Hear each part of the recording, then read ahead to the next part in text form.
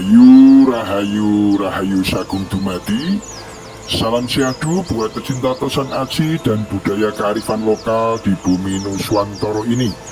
Selamat selamat tanpa basa-basi. Pada kesempatan kali ini saya akan ungkap suatu arti kata, yaitu arti kata dari dukun. Hal ini saya ungkap karena saya prihatin bahwa kata dukun ini dianggap suatu penipuan. Kata dukun ini suatu hal yang tidak benar.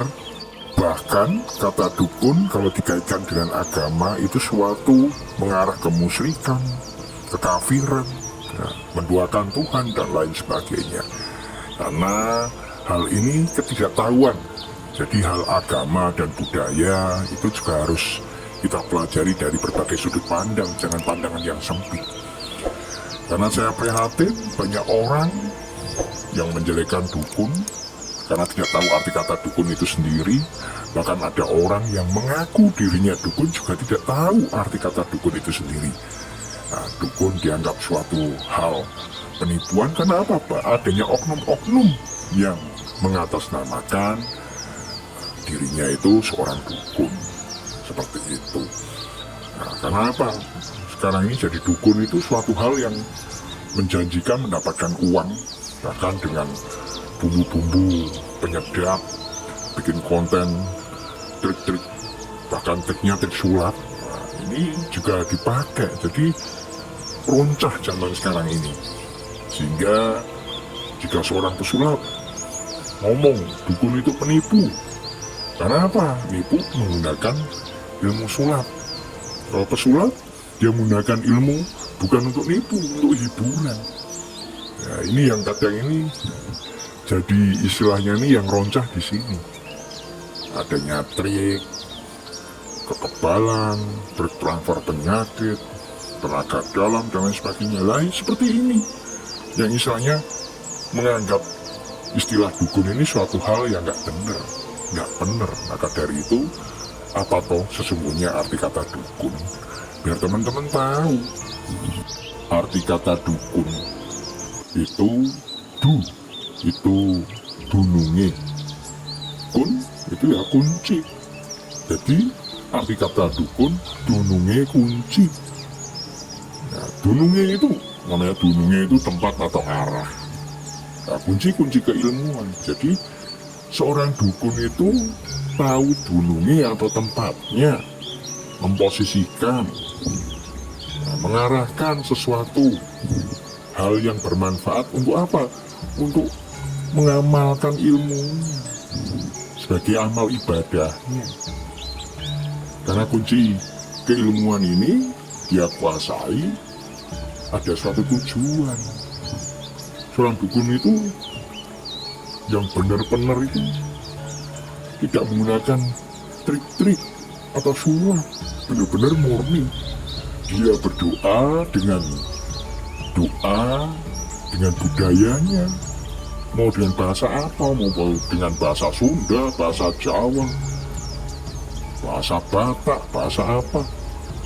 Kenapa? Leluhur kita ini dari dulu itu kata dukun sudah ada. Semua itu juga minta pada Sang Pencipta.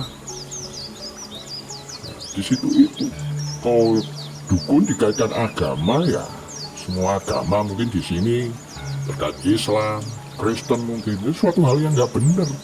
Karena apa, dalam agama itu dia tidak mengenal kata dukun. Nah, dukun dianggap penyihir, ya beda jauh. Di situ dukun dianggap peramal, nggak peramal. Kan seperti itu. Jadi kita ini kadang ini roncah antara budaya kearifan lokal dan agama ini. Kalau dicampur baur, kita tidak melihat dari berbagai sudut pandang, jadinya ya roncah itu sendiri, kacau balau. Makanya para wali dahulu itu ibaratnya mengawinkan adanya budaya dan agama disisipkan agar hal-hal kemusyrikan itu tidak ada. Nah, jadi orang yang pengen menguasai suatu keilmuan dengan prihatin, dengan tirakat bertapa, membaca doa. Nah ini apa? Ya ini agar dia itu mendapatkan, mencari dunungnya tempatnya, wadahnya, agar apa? Mendapatkan kunci-kunci suatu keilmuan. Misalkan biar jadi dukun bayi, otomatis dia harus mempelajari bagaimana petung-petungnya, bagaimana istilahnya ini kelahirannya, keselamatan bayinya, ibunya, dan lain sebagainya. Banyak hal yang dipelajari. Jadi dukun suwo untuk penyembuhan, itu pun juga mempelajari bagaimana mengobati orang. Ya seperti itu. Ya dukun pijet pun juga harus mempelajari bagaimana mengenal saraf-saraf, meridian, dan lain sebagainya, totokan, pijatan, seperti itu. Jadi dukun itu pun ada ragamnya, kunci-kuncinya, ilmunya itu beragam banget. Bahkan seorang pesulap, karena dia mempelajari, menguasai dengan benar-benar, sehingga dia bisa mengaplikasikan ilmunya, karena dia tahu kunci ilmunya. Nah ini dia juga bisa disebut dukun, karena dukun itu dunungnya kunci apa? Kunci keilmuan. Setelah dia memiliki kunci keilmuan itu, ya bagaimana memposisikan, di mana tempatnya. Nah ini karena tidak ada tempat yang tepat ini, yang kadang ini jadi kacau balau seperti ini. Karena seorang pesulap, dia menempatkan posisinya untuk menghibur orang. Nah, kalau seorang yang belajar sulap, memposisikan sulapan untuk menggait orang, menipu orang, ini bukan tempatnya. Dia bukan dukun.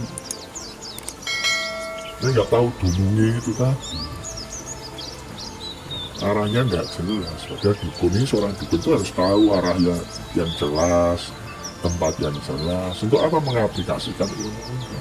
Karena mengaplikasikan ilmunya itu untuk sedekah amalnya, suatu kemampuannya itu atas kehendak Allah itu diamalkan, diaplikasikan untuk menolong orang. Karena istilah dukun pun ada bahasa unen-unen, dukun yang orang udah orang rukun. Nah ini yang brengsek lagi.